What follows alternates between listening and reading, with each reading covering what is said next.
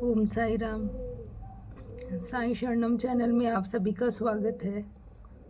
जैसा कि आप सभी जानते हैं कि आज अमावस है और कल से नवरात्रि चालू हैं। चैत्र के नवरात्रि चालू हैं, जिसमें हिंदू हमारे सनातन धर्म में नया साल जो विक्रम संवत है वो कल से नया लगेगा। तो माता नवरात्रि है, तो माता जी की कृपा से मुझे आज लगा कि मुझे आपको दुर्गा सप्तशती के बारे में कुछ बताना चाहिए। वैसे मेरा चैनल बाबा के ऊपर है, लेकिन आप जानते हैं कि साईं बाबा भी माता दुर्गा के ही अवतार हैं। काफ़ी लोगों को उन्होंने माँ जगदम्बा के रूप में भी दर्शन दिया है।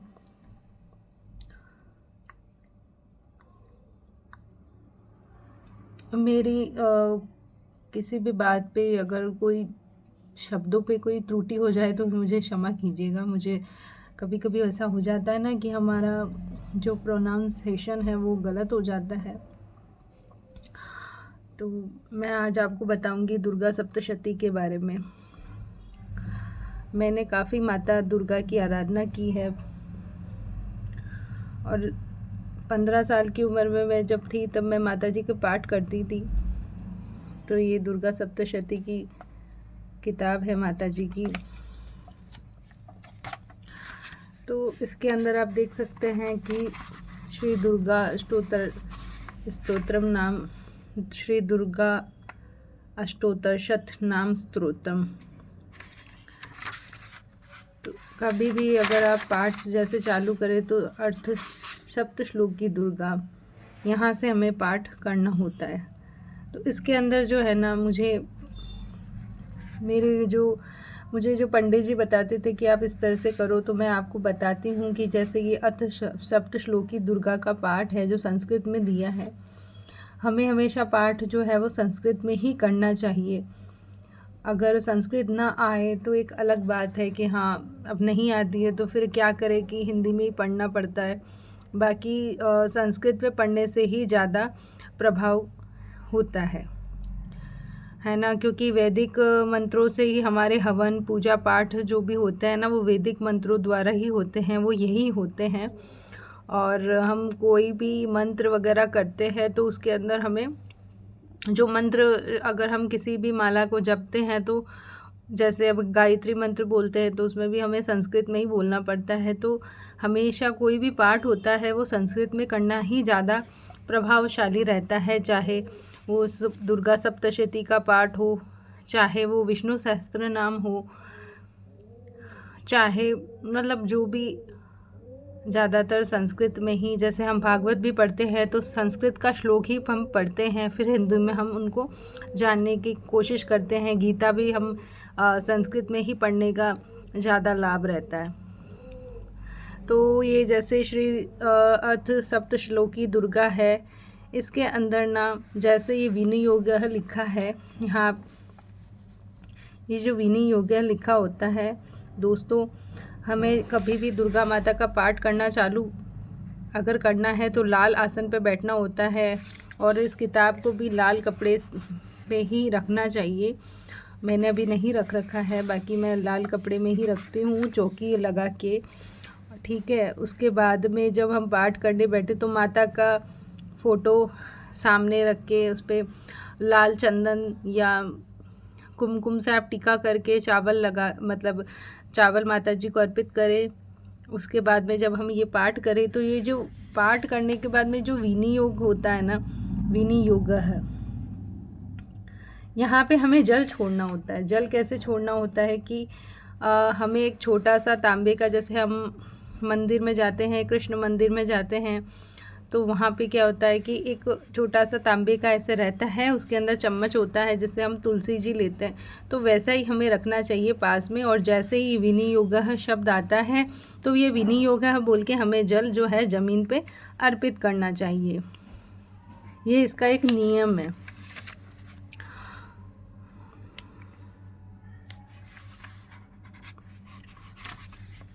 फिर हमें पाठ विधि जो लिखी है कि आसन पे बैठ के, ये सब आपको इसमें मिल ही जाएगा।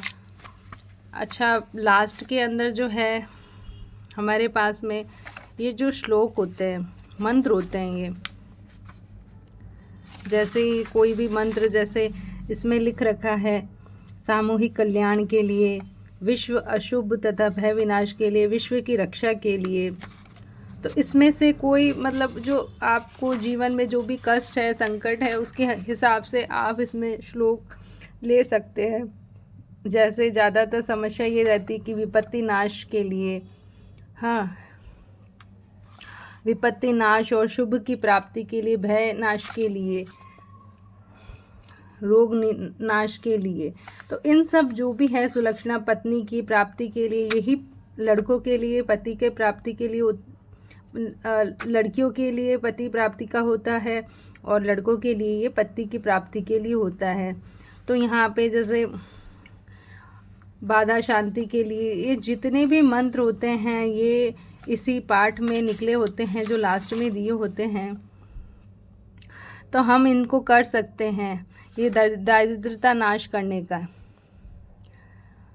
तो ये बाधा मुक्त होकर धन धान पुत्र आदि की प्राप्ति के लिए, ठीक है ना। तो इसमें हमें क्या करना होता है दोस्तों कि आप नव दुर्गा यंत्र आता है बाज़ार में, वो आप ले आए और उसको लाल आसन पे रख के, और उसको मतलब पहले गंगा जल से उनका स्नान कर दो, या सिंपल जल से आप स्नान करवा सकते हैं। मैं तो क्या है हर चीज़ में गंगा जल ही इस्तेमाल करती हूँ। जैसे अगर मेरे को बाबा को भी स्नान कराना होता है तो मैं गंगा जल से ही इनको स्नान कराती हूँ। तो यहाँ तक मैं विष्णु भगवान की भी अगर सेवा करती हूँ तो मैं बता रही हूँ कि मैं सब भगवान को जो है वो गंगा जल से ही स्नान करवाती हूँ। तो क्योंकि ये तीर्थ जल होता है। तो आप जो है माता दुर्गा यंत्र को, जैसे नव दुर्गा यंत्र को आप ले आए और उसको या तो आप साधारण जल नहीं, अगर आपके पास गंगा जल नहीं है तो साधारण जल से ही उनको वैसे स्नान करा के और लाल वस्त्र पे उनको विराजमान करें, और फिर उस पे लाल चंदन, कुमकुम या चावल, मतलब लाल चंदन लगा लो या कुमकुम लगा लो, चावल तो चढ़ाना ही है, और रोली, जिसे मोली कहते हैं, कोई रोली कहते हैं, कोई लच्छा कहते हैं, उसको चढ़ाना है। फिर माता के समक्ष घी का दिया लगा के, और इन मंत्रों का आप जप कर सकते हो चंदन की माला पर। चंदन की माला पर इन मंत्रों का जाप कर सकते हो आप, जिससे आप 9 दिन तक बस आसन, और लाल आसन होना चाहिए, और फिर लास्ट में आप माता दुर्गा की आरती करके उनको भोग लगा दो। 9 दिन तक आपको ये नियम आपको करना चाहिए। तो आप देखेंगे कि इन मंत्रों से आपके जीवन में आपके जो कष्ट है, आप जिस भी इच्छा के लिए आप करते हैं तो आपकी मनोकामना ज़रूर पूरी होगी। आप दुर्गा चालीसा का भी पाठ कर सकते हैं। और माता जी के पाठ में जैसे ऐसा होता है कि अगर आप 13वां अध्याय जो हैं वो करते हैं तो ये पूर्ण रूप से ऐसा माना जाता है कि ये पूरी आपने किताब जो है उसका फल मिल गया। लेकिन अगर आप नहीं कर सकते हैं तो आप जैसे दुर्गा सप्तशती करके, जैसे इसमें अर्थ सप्त श्लोकी दुर्गा, फिर दुर्गा अष्टशत नाम स्तोत्रम, फिर देव्या कवचम अगला स्तोत्रम।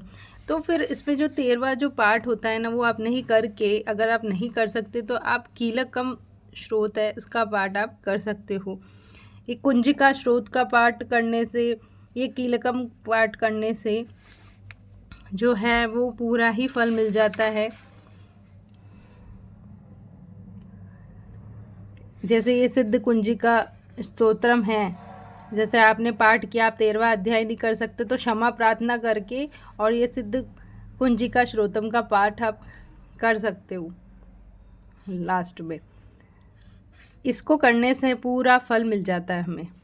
आप इतने अध्याय जो होते हैं वो नहीं करके, और लास्ट में जैसे मैंने आपको बताया कि ये अथ सप्त श्लोकी दुर्गा करो, ये दुर्गा स्तोत्र शत नाम स्तोत्रम का पाठ करके, दिव्या कवचम अगला श्रोतम ये करके, उसके बाद में आप माता दुर्गा से क्षमा प्रार्थना करके और फिर ये सिद्ध कुंजिका श्रोतम का पाठ कर लेंगे तो ये पूरा जो किताब का फल है वो आपको अवश्य मिलेगा।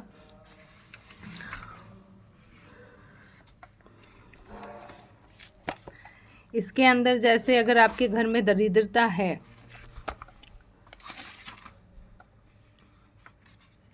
मैंने ये पाठ पूजा वगैरह मैंने बहुत की है। मतलब आप ये देख सकते कि मैं 15 साल की उम्र में मैं ये पाठ करती थी।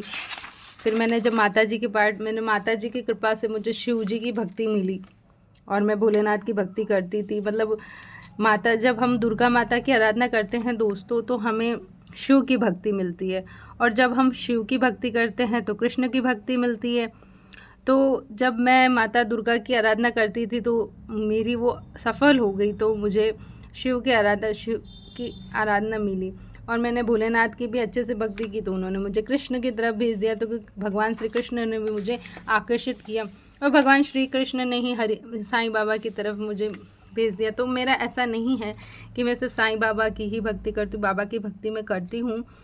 चाहे बाकी भगवान की पूजा ना कर पाऊँ, पर मैं बाबा की तो भक्ति करती ही हूँ, क्योंकि बाबा को मुझे स्नान कराना और इनके बिना मैं रह ही नहीं पाती हूँ।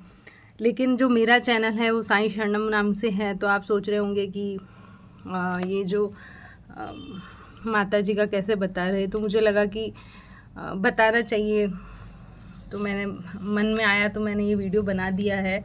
और ये दारिद्रता के लिए जो ये मंत्र हैं, इसको किया ना मैंने एक बार, तब मेरे इसमें बहुत अच्छा मुझे फल दिया था माता जी ने। इसका नियम मैंने जो बताया ना कि दुर्गा माता का यंत्र आप मतलब कोई भी श्लोक करें, हाँ, उसमें आप नवदुर्गा यंत्र ले आएँ और उसको आसन पे रख के और उनके सामने उनको स्नान वगैरह करवा के रोली मोली चढ़ा के, और फिर आप इन सभी मंत्रों में से कोई भी मंत्र आपको पसंद है या जो भी आपका संकट है, चाहे अगर 2 तरह के मंत्र भी कर सकते हो तो आप कर सकते हो।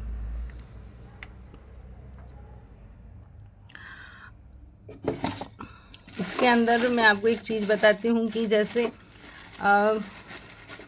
माला करने का जैसे कोई नियम, जैसे अगर आपने मैं और मंत्रों के बारे में नहीं बताऊंगी, सिर्फ ये दारिद्रता दुख के लिए मैं बताऊंगी कि ये जो मंत्र आप करोगे इसमें माला कैसे जपनी है, वो मैं आपको बताऊंगी,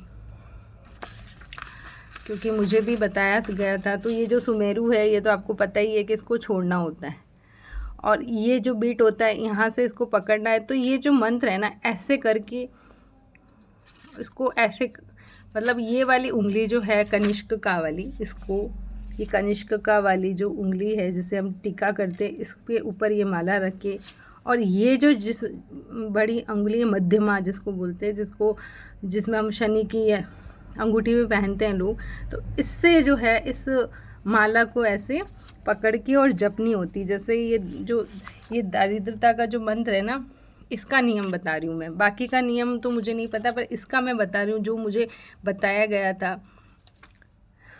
क्योंकि धन की समस्या भी एक जीवन में बहुत बड़ी समस्या है, आप सभी को पता है। तो ना इसके अंदर जो है आप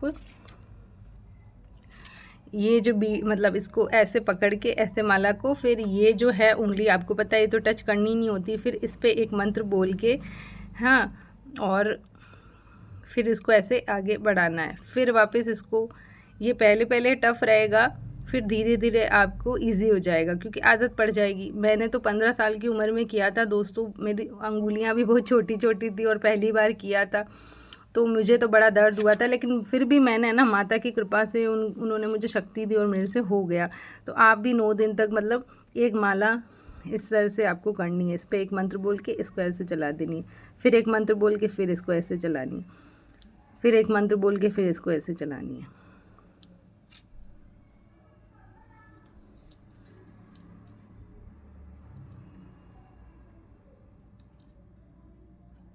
ऐसे। तो ये था नियम।